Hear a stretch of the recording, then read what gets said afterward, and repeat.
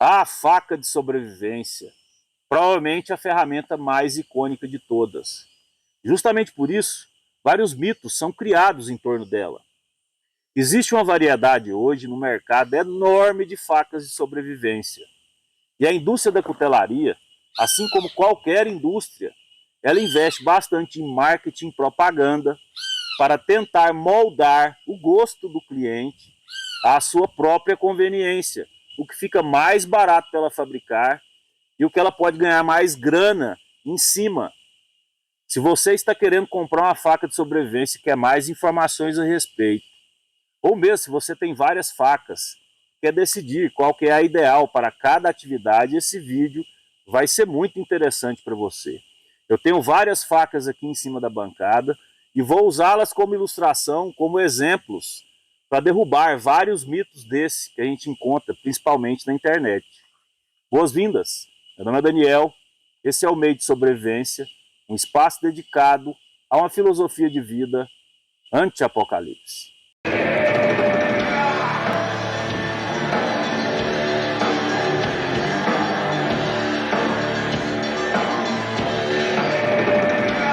Então vamos para o primeiro mito. A faca de sobrevivência, ela precisa ser em aço carbono, porque o aço inox é difícil de ser reafiado em campo. Ele perde facilmente o fio e ele é menos resistente. E isso é um mito. Isso poderia ser verdadeiro há 20, 30 anos atrás, quando um bom aço inox para cutelaria era caríssimo. Mas hoje essa realidade mudou bastante. E para ilustrar esta diferença entre o aço carbono e o aço inox, eu vou usar o exemplo de uma faca bastante popular, a Mora Garber. Existem vários vídeos no YouTube comparando a versão da Mora Garber em aço carbono com a versão em aço inox. Então nós estamos falando da mesma faca, da mesma cutelaria, o mesmo modelo. E aí só vai mudar o aço. A versão em aço carbono é feita no aço 1095, um aço bastante consagrado da cutelaria, bastante usado. E a versão em aço inox é feita no aço 14C 28N, o Sandvik sueco. E de todos os vídeos que eu vi, eu devo ter acompanhado aí uns 10 ou 12 vídeos na gringa de comparações entre essas duas facas. Alguns vídeos davam uma ligeira vantagem para o aço carbono, em termos de resistência do fio e em termos de facilidade de afiação. Mas a maioria dos vídeos que eu vi apresentou a versão em aço inox como melhor. Na verdade, se você pegar os dois tipos de aço, esses que eu acabei de citar, e for olhar nas planilhas e nos gráficos, o aço 14C28N vai vencer do aço 1095 em praticamente todos os parâmetros, principalmente aqueles que são mais específicos para a cutelaria. E além disso, existe uma grande vantagem. O aço inox ele não vai oxidar. Então ele não vai manchar, ele não vai se desgastar, portanto ele também não vai desgastar o fio. Ele é mais adequado para todos os ambientes, por exemplo, um ambiente litorâneo. Então eu tenho duas facas aqui para comparar. Essa aqui é o modelo BK7, uma releitura feita pela FASB. E essa aqui é a modelo Pantera Negra, uma faca feita pela Zaharov. Esta, aço carbono 6150. Essa, o aço inox 14C28N. E as duas possuem a mesma dureza. E eu uso essas facas há anos. E eu posso te garantir, esta faca aqui, ela mantém mais o fio, por incrível que pareça. Essa faca aqui tem um excelente desempenho nesse aspecto, mas ela mantém mais o fio e eu acho ela um pouco mais fácil de afiar do que essa aqui. Essa aqui é um pouco mais complicada de ser reafiada. São facas mais ou menos do mesmo tamanho e mais ou menos na mesma geometria de fio, que é o full flat. Eu escutei o Ricardo Vilar dizendo uma vez que ele faz as facas de sobrevivência dele em aço carbono, porque Em uma situação de sobrevivência, a última coisa que ele vai se importar é se a faca está manchando. Mas o problema não é a estética, o problema não são as manchas. O problema é que quando uma faca oxida, ela oxida também o fio. E você vai precisar repor esse fio com maior frequência justamente por isso. Principalmente se você for trabalhar em ambiente litorâneo ou ambiente bastante úmido. A faca em aço inox leva uma grande vantagem. Além disso, eu não vejo a faca de sobrevivência apenas como uma faca que eu vou usar numa situação real de sobrevivência, numa situação de emergência. Eu vejo a faca de sobrevivência como uma ferramenta utilitária. Eu as uso todos os dias.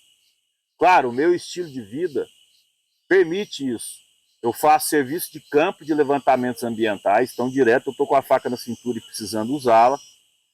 Ou eu serviços aqui no sítio, porque eu moro na zona rural.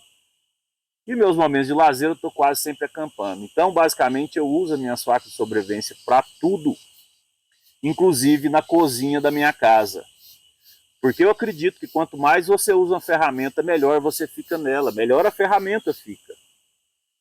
E se eu for usar uma faca de aço carbono todos os dias, e se eu for contar o tempo que eu vou gastar com manutenção dessa faca em aço carbono, e tempo é um ativo muito precioso, tanto no nosso dia a dia quanto numa situação de sobrevivência, eu vou estar metade do tempo usando a faca, a outra metade do tempo dando manutenção na faca.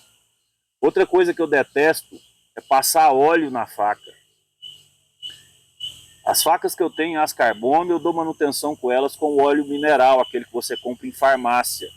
Inclusive, ele pode ser absorvido e consumido sem fazer mal para a sua saúde.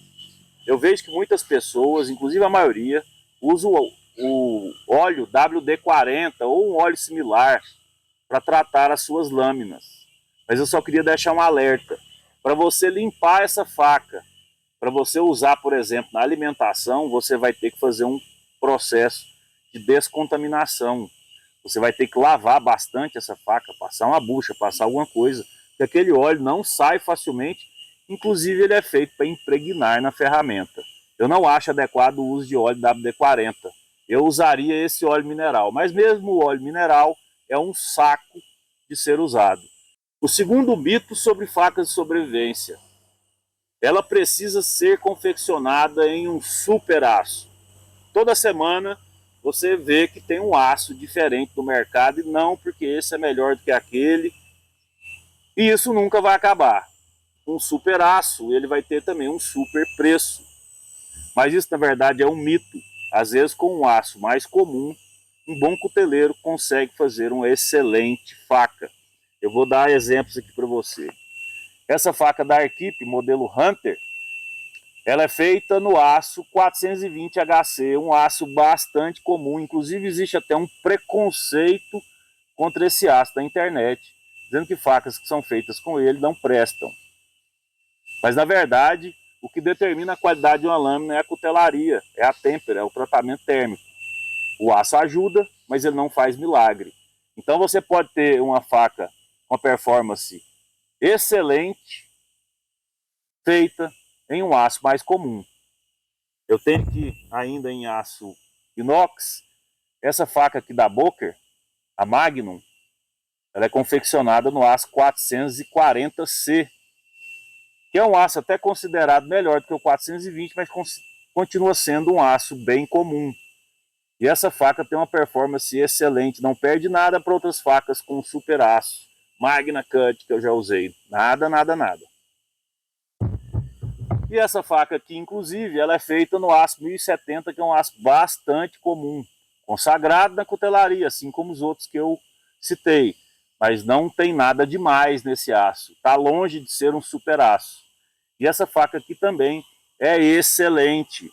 Muito difícil você encontrar uma faca com a têmpera e com a performance melhor do que essa aqui. Agora, olha a condição do aço carbono, e é por isso que eu falo. Eu fiz um review dessa faca semana passada. Então eu tirei o óleo para fazer o review. E esqueci de repor o óleo. E ela oxidou inteirinha. Então, realmente, isso aqui, para mim, numa situação de sobrevivência, vira um pesadelo. Então, eu falei de aço, vamos falar de têmpera. Outro mito, terceiro mito. A faca de sobrevivência precisa ter uma têmpera menos dura, mais macia, para você conseguir reafiar essa faca em campo, sei lá, com a pedra que você acha no rio. Isso é um mito. Na verdade, existe uma têmpera ideal para uma faca de sobrevivência. E ela não pode ser nem muito macia e nem muito dura. Se ela ficar muito dura, realmente vai ser muito difícil você repor o fio dela em campo. E ela pode, inclusive, ficar quebradiça. Agora, se ela for muito macia, essa faca vai ter que ser reafiada toda hora. E você vai perder muito tempo. Se você somar uma faca em aço carbono com uma bainha em couro e que você, com uma têmpera mais macia, que você tem que afiar toda hora, você vai ficar simplesmente dando manutenção nessa faca o tempo que você estiver em campo todinho. Então eu acredito que uma dureza entre 57 e 59 seria o ideal. Uma dureza mais ou menos em torno de 58, 59 vai ser uma faca que não vai ser quebradiça, vai ser bastante resistente e o fio dela vai durar bastante. E tempo é um dos principais ativos na sobrevivência. Uma faca dessa aqui, ó, numa situação de emergência de 72 horas, eu te garanto, você não vai precisar reafiá-la. Na verdade, essa situação de sobrevivência sua vai poder durar uma semana e você não vai repor o fio dessa faca. E é impressionante, porque para repor o fio dela, você vai precisar apenas passar na chaira e levantar o fio dela. Você não precisa desbastar e reafiar a faca. Então eu falei de aço, falei de têmpera, agora vamos falar da geometria do fio da faca. Vamos falar do quarto mito. Facas que têm o desbaste do tipo hollow ground, ou côncavo, ou oco, não prestam para sobrevivência. Ele é frágil e ele vai quebrar se você for fazer um serviço com a madeira dura ou cortar algum metal, alguma coisa mais dura. E isso, na verdade, é um mito. Isso vale muito para facas chinesas baratinhas, feitas em péssimo aço, que geralmente nem são temperadas, e quando são temperadas, são mal temperadas. E aí, para compensar essas deficiências, eles vão fazer um hollow ground bem fininho, parecendo uma navalha, para você pelo menos pegar a faca ali na hora de comprar e ela tá cortando alguma coisa. Eu, inclusive, prefiro o desbaste hollow ground ou o full flat. Eu não me adaptei muito bem com o desbaste Scandi ou o desbaste partial flat ou convexo. Então, por exemplo, essa faca aqui é no desbaste hollow ground. Ela começa partial flat e termina no hollow ground. E não tem deficiência nenhuma nessa faca, ela é bastante resistente.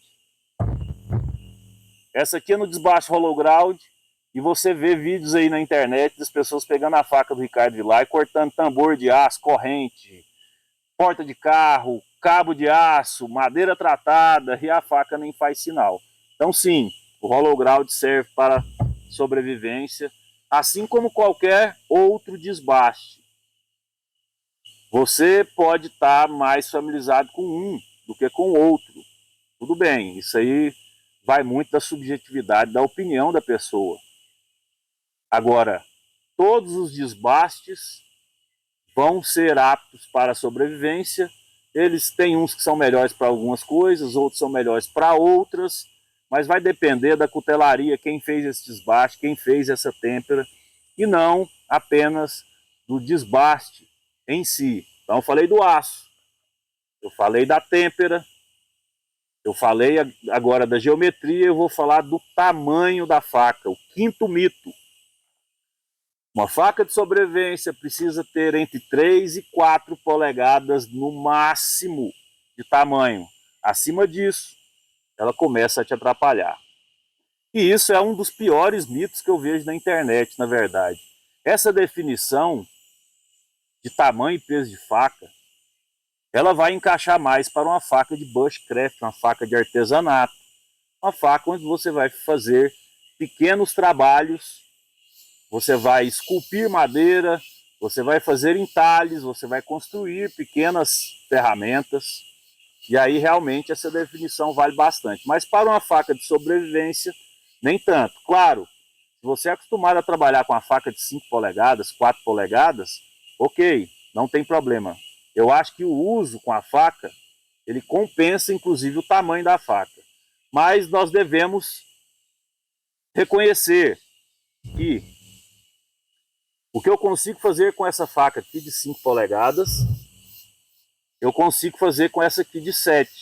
Agora, tem coisa que eu consigo fazer com essa aqui que seria impossível fazer com a faca menor. Na minha avaliação,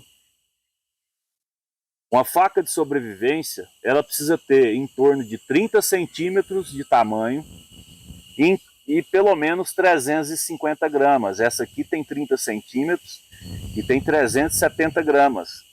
Eu acho que esse seria o tamanho e peso ideais para mim. Mas por que isso? Porque além da vivência, além da experiência, tem também o tamanho corporal da pessoa.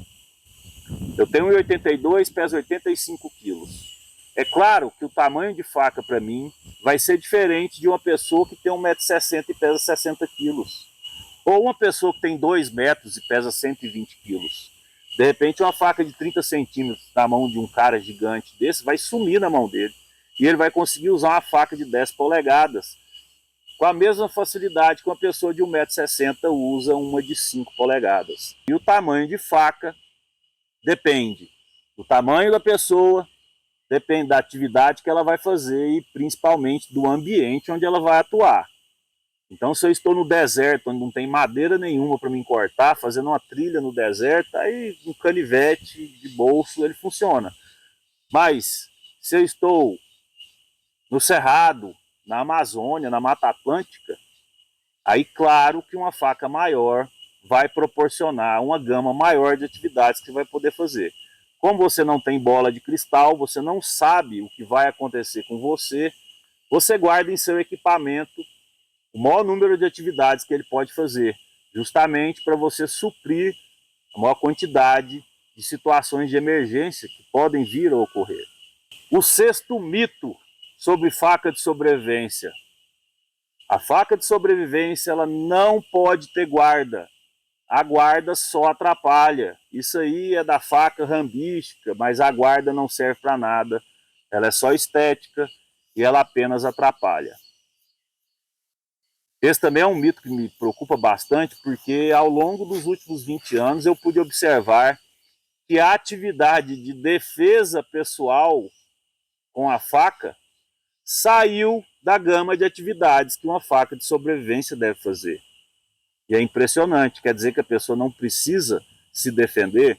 Outra coisa que está saindo também do contexto de faca de sobrevivência é a segurança, é a prevenção contra acidentes.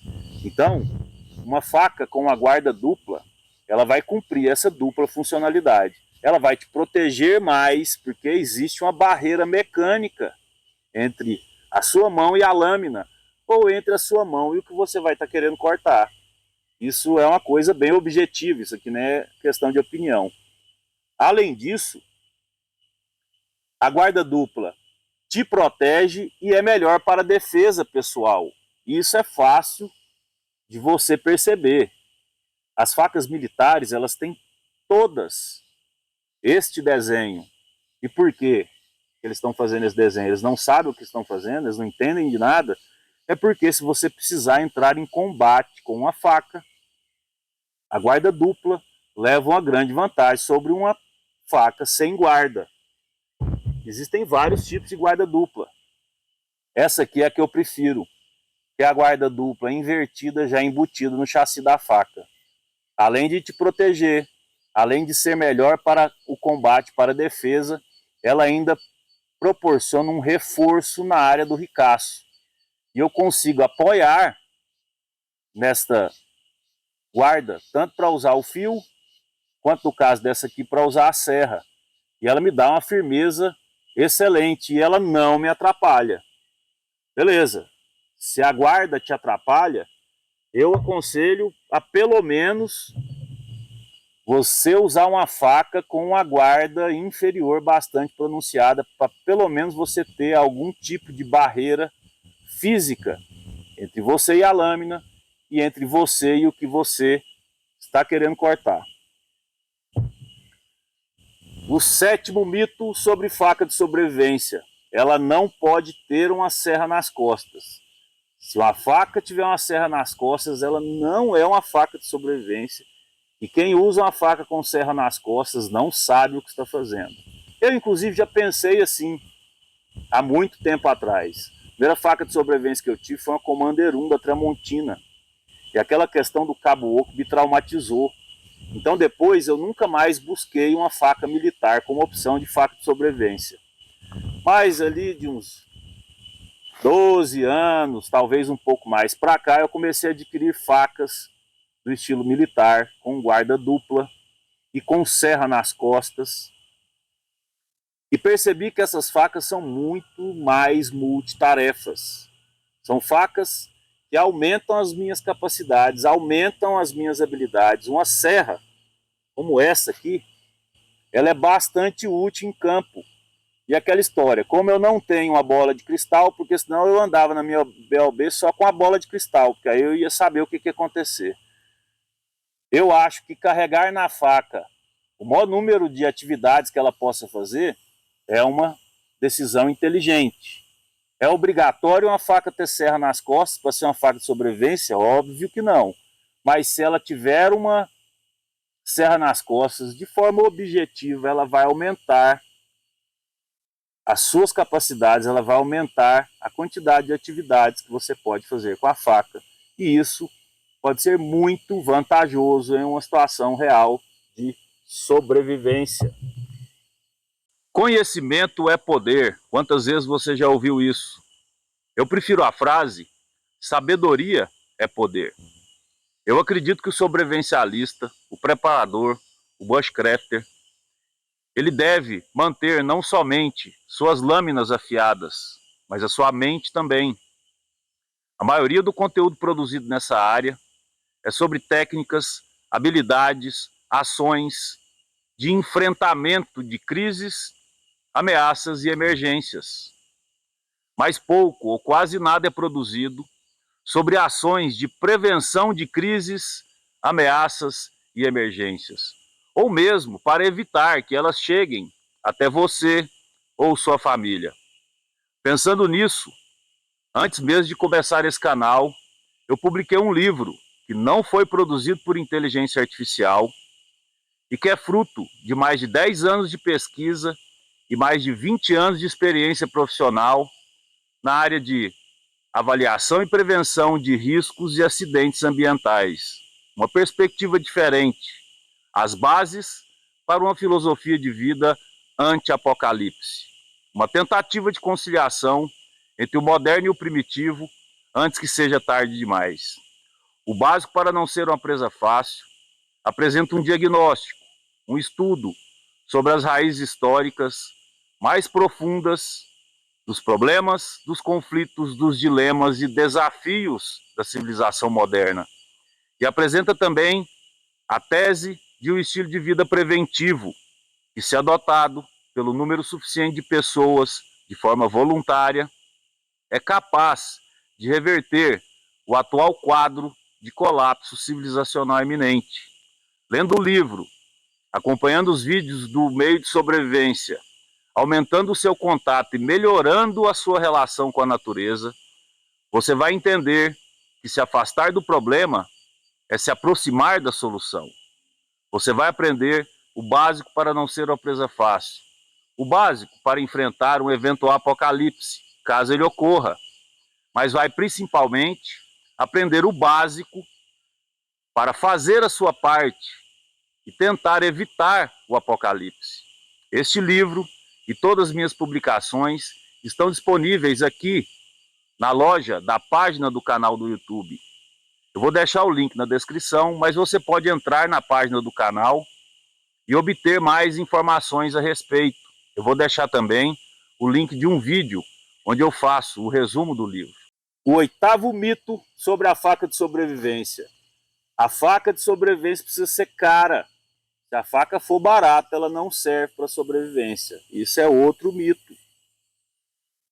Claro, existem várias facas baratinhas no mercado que realmente não servem para sobrevivência. Mas nem toda faca barata é uma faca que não serve para sobrevivência. Eu já dei o exemplo, fiz inclusive um vídeo sobre esse facão aqui que eu modifiquei, um facão da Coqueiro, que é excelente. Ele tem várias características de uma faca de sobrevivência, e esse facão aqui, sei lá, ele vai custar R$ 50, e eu fiz algumas modificações aqui, como por exemplo cortar o pomo, fazer um corte na ponta, fazer o fio, mas isso aqui não custa nada para você. Então sim, você pode ter uma faca barata que serve como uma faca de sobrevivência. Eu não sei muito falar dessa enormidade de facas chinesas que tem no mercado, que são bem baratinhas. Uma ou outra eu já vi algum produtor de conteúdo que eu confio, que eu respeito, dizendo que a faca tem uma excelente performance, apesar de ser uma faca barata. Ok, e pode ser que aconteça mesmo, mas eu tenho um pouco de desconfiança, até porque eu não teria condições de testar esse número enorme de facas. Mas uma coisa é fato, é se você pegar um facão e transformá-lo numa faca, desses facões comuns mesmo, que existem por aí no mercado do Brasil, você vai ter uma excelente lâmina. E para fazer isso, eu indicaria o facão da Beloto. É uma cutelaria lá de Uberlândia que faz excelentes lâminas. Eu acho que ele é adequado porque ele é um pouco mais grosso, mais espesso que os outros facões do mercado. Então ele tem 3 milímetros de espessura. Ele é feito no aço 1080 e ele tem uma excelente têmpera. Quando eu digo excelente têmpera, é uma têmpera para cortar prego. E esse cara aqui daria uma excelente faca de sobrevivência e você também gastaria, sei lá, 50, 60, 70 reais. 100 reais com um facão e uma bainha em couro. E existem facas, por exemplo, como essa aqui, que ela já vai ter um preço maior. Essa aqui está custando 310 no site da Arquip, mas essa faca aqui tem uma performance high-end, top. Ela bateu no topo de qualidade. Não é um preço muito caro. Essa faca aqui, por exemplo, ela vai custar 400 reais no site da Zaharov. Outra excelente faca que também não é muito cara. O 9º mito sobre a faca de sobrevivência. Essas facas grandes, com serra nas costas, estilo militar, que existem no mercado, é só a indústria tentando te induzir a comprar essa faca pelo visual, mas na verdade elas não servem para a sobrevivência. E na verdade, o que acontece com a indústria da cutelaria nos últimos 20 anos, e de forma clara a gente percebe isso, é o contrário. A indústria ela está tentando induzir o mercado consumidor a comprar facas cada vez menores e cada vez mais caras, e cada vez com menos detalhes, com um desenho cada vez mais simples. Vou dar um exemplo muito básico aqui. Essa faca da Zaharov, ela tem 24,5 centímetros de tamanho total, 5 polegadas de lâmina, custa 350 reais. Esta aqui tem 7 polegadas de lâmina, 30 centímetros, pesa quase 380 gramas e custa 400 reais. Ela vai gastar o dobro de aço, ela vai gastar o dobro de tempo para você fazer o desbaste, a têmpera, ela vai gastar o dobro de tinta para você fazer o acabamento, ela vai gastar o dobro de couro e o dobro de tempo para você fazer a bainha. Quando você for transportar essa faca, o transporte dela é mais caro. E por que ela é só 50 reais mais cara do que essa aqui? Já pensou nisso? Então, é nítida a virada de cultura sobre a faca de sobrevivência na internet, principalmente na indústria. A indústria, ela está ganhando mais grana fazendo facas menores e mais simples para você. Qualquer cutelaria que você for comparar, você pega, por exemplo, a FASB. A FASB tem uma faca muito boa, por sinal, modelo marimbondo, é uma faquinha desse tamanho. Você vai no site, ela é mais cara do que uma faca de 6, 7 polegadas, com serra nas costas, com muito mais detalhes, com uma bainha muito maior. Então, na verdade, não. A indústria, ela quer te induzir a comprar facas cada vez menores, por quê? Porque ela tem um custo de produção menor e ela consegue um valor agregado maior nesta faca. E isso não é só pela indução que a indústria faz através de marketing e propaganda. Acontece que a maioria das pessoas hoje no mundo mora na zona urbana. E a zona urbana, realmente, você não pode andar com a faca muito grande. A cultura do EDC ficou bastante popular. E facas de EDC, sim, geralmente elas precisam ser menores, para ficar mais veladas. Eu não posso andar com a faca de 10 polegadas, igual o Crocodilo Dundee em Nova York. Posso, não tem jeito. E existe o fator da limitação. Existe o fator da restrição do tamanho de lâmina. Um dos maiores mercados do mundo é o mercado europeu. E a Europa praticamente toda ela tem bastante restrição com o tamanho das lâminas. Então, por isso, a indústria da cutelaria ela acaba se adaptando ao mercado europeu, que possui essas restrições de tamanho de lâmina, não só pela lei, mas também pelo próprio ambiente. Você vai achar vegetação nativa na Europa, é muito difícil, você tem que deslocar bastante.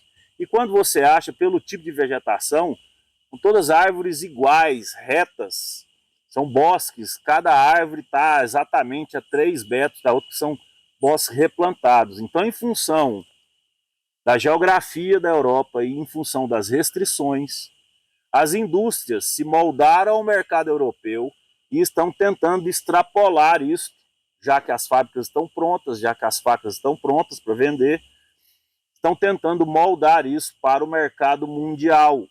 Até porque você tem um valor agregado muito maior em facas pequenas sendo transportadas da China ou da Europa ou dos Estados Unidos para cá. Então, na verdade, a indústria ela mudou bastante nos últimos 15 anos. E, inclusive, você pode ver que a cultura de faca de sobrevivência na internet ela vem afunilando para um padrão de faca. E você vai ver aí, às vezes, uma cutelaria tem 50 modelos e os 50 modelos são iguais. Eu daria o exemplo da faca Mora, Mora Nive. Claro, uma das melhores facas do mundo, uma das melhores cutelarias do mundo. Respeito muito a Mora Nive. A Mora Nive tem umas faquinhas que, para mim, elas são muito pequenas. São excelentes, mas são muito pequenas. Então você vai ter, por exemplo, a Mora Basic, você vai ter, por exemplo, a Companion, que são facas pequenininhas, facas bem levinhas, mas bastante utilitárias e feitas com uma qualidade impressionante e elas têm o preço bem barato. Então você vai pagar R$100 e poucos em uma dessas duas facas que eu falei. Aí a Mora lança uma faca que é full tang, que é um pouco maior e que tem mais características de uma faca de sobrevivência, na minha opinião. Mas aí o que acontece? Ela te dá 1 polegada a mais de comprimento na lâmina, ela te dá 1 milímetro a mais de espessura na lâmina e 1 polegada a mais do tang, porque antes elas não eram full tang, e agora a Mora Garber, por exemplo, é uma faca full tang. E aí, ao invés de te cobrar R$100 e poucos, ela vai te cobrar R$1.500. Então, na verdade, a indústria está fazendo esse caminho e eu acho, inclusive, ele bem nítido. Tentar induzir as pessoas a terem facas cada vez menores e cobrar bem mais caro se você for fazer uma faca maior para justificar essa diferença de aço. E muitas das cutelarias nem isso fazem. Elas te cobram mais caro pela menor mesmo ela gastando quase o dobro de material, porque é do interesse dela vender a faca menor, vender a faca com o desenho mais simples. E o 10º mito sobre a faca de sobrevivência, e esse está rodando bastante, principalmente aqui no Brasil, é que a faca de sobrevivência ela é igual um pato. Ela não é boa em nada, ela faz tudo, mas ela não é boa em nada.